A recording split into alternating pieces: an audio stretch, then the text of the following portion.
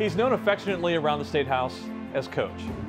Cliff Hite is known for his big smile and his ability to tell a really funny story, but he's also a very staunch advocate for his district, which covers most of Northwest Ohio. State Senator Cliff Hite is today's Caucus Conversation.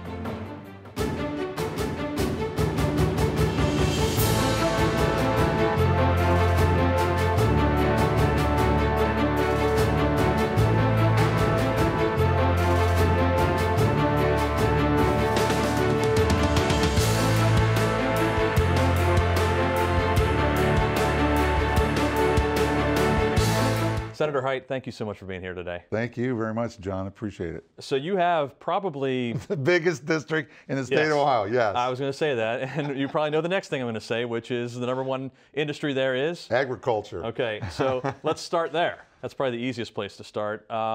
You're chair of the Agriculture Committee. Yes. So talk a little bit about some of the things that you're doing right now. I think, John, most recently we've done what is labeled Senate Bill 150, but most people call it the Nutrient Management Bill.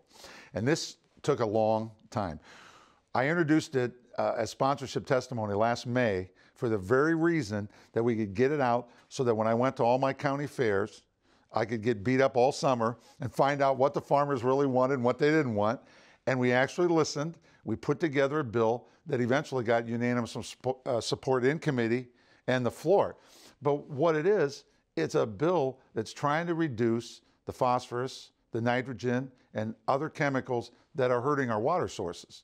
And we have the algal bloom problem in Grand Lake St. Mary's and in the West Basin of Lake Erie, but also in other streams and lakes in Ohio.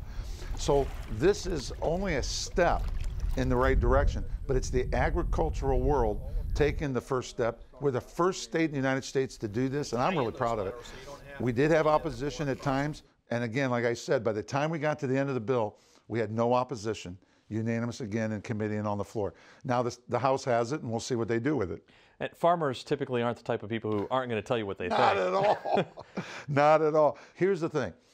I would go to farm breakfasts. I would go to extension meetings. I would go to farmers union meetings, farm bureau meetings, and they all said the same thing. We got to do something. Well, we did something. It'll all be within the Department of Agriculture. You have to go every 3 years to get certification to apply fertilizer. And it's a start. And some people that were farmers, okay, that would say to me, "Oh, Cliff, another meeting." I said, well, as a football coach, every 3 years, I had to get sports med update. I had to pay $55. They had to take me dragging, kicking, and screaming. I didn't want to go. I got there, and I always learned something that helped me be a better coach and help my program. That's what we're going to do with you. We're going to take the 4 R's, and then we're going to advance it into legislation that's educationally oriented. And if you do soil testing, you might just save some money in the process. And that's why we did it. And I like the bill. I don't think the House is going to change it much. Senator Peterson did all the legwork on this thing. He was the joint sponsor, which I think was a clever idea of the coach here because he was the former president of Farm Bureau. And I know that, Smart. Well, I said, Smart. if he doesn't like it, then I don't like it. And Bob did a great job through the whole process. Well, there are a number of other bills that are going through the State House right now related to protecting our water supplies. That's kind of a big thing that we're thinking about right now, particularly since we have Lake Erie. It is. And I was involved in the Great Lakes Compact not too long ago, where we're trying to make sure, along with the other Lake Erie states and the Great Lakes states, that we doggone take care of our water and that the federal government doesn't say, hey, we want it to be shipped over to California, wherever, or Colorado. It's so precious to us, and we don't want to ruin the charter boat business and the fishing business we have and the recreation that we have. And it's our most important commodity. It's our most important resource. The governor will say that, and I totally agree. We just had Ag Day here at the State House this past week. Can you tell us anything about what some of the farmers who were here were asking you for, or what some of the big things are on the agenda? Nobody yelled at me about Senate Bill 150. That was good. And on their plate was, how are we going to implement this? How often do I have to go? It's every 3 years. We went through the process and explained it. But I have to tell you, switching gears a little bit, the best part of today may have been our FFA representatives that came in and spoke. We had Maddie Boucher. She's from the Versailles area, President Faber's district, of course. And then we had a young man named Steve Brookshius, and he's from Iowa. And he is the vice president of the National FFA. They came into the committee and spoke about what FFA means to them.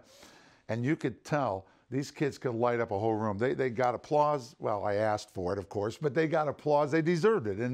And it was amazing to hear them articulate exactly what career tech areas there are in farming. And it's not just plowing fields. It's taking soybeans and making cushions for your the cushion of your Ford Mustang, and it's like taking Russian dandelions and turning them into synthetic rubber, and you go, get out of here. And these guys were very, very, very good at presenting their case to the committee and those that were there, and it was good to hear. And then we also celebrated the 100th anniversary of Extension. And it's a Smith-Lever Act is what it's called. So we had Dean McPherson came in and spoke, and Cheryl Subler came in for commissioners, came in and spoke. Farm Bureau, Brandon Kern came in and spoke. So it was a good day for ag. And then we had a great lunch today. They even had mac and cheese today for lunch, and I love mac and cheese. So we had a great lunch today, John, and we had a good presentation. The Lieutenant Governor spoke. It's been a good day for ag. So moving on from ag, let's talk about some other things that are pretty important to Ohio as a whole. We already talked about how big your district is. Infrastructure is a really important part of our economic development, and that's not just in the cities, that's also all over the state, particularly in rural areas where you have, in some cases, bridges over some of these small streams and rivers that are years and years and years old, getting to the point of crumbling and not being able to allow for transport. There is a program that's been put together, part of our transportation package, the Bridge Partnership Program, right, which I know Lieutenant Governor was just in your district not too long ago. Talk about that. She was in Lima, I was there, and I was representing the whole area for President Faber, who couldn't be there, and she gave a presentation, I did too, and it's a start of 200 bridge repairs. And many people might remember the Minnesota bridge that collapsed a few years ago. And I'll be honest with you, John, when I went over a bridge, and I am not kidding you, I mean, I didn't hold my breath and like whatever, but I thought about it. And then when we saw the pictures of some of the bridges and the corrosion and the falling apart of some of our bridges within our area, it was like, are you kidding me?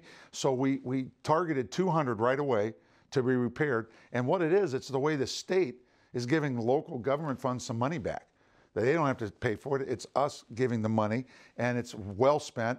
And that's just a start, because if the voters in the fall vote for this new package for infrastructure, we'll be doing this 10 times more all over the state. So roads, bridges, it's extremely important. This one is a bridge partnership project, very, very badly needed.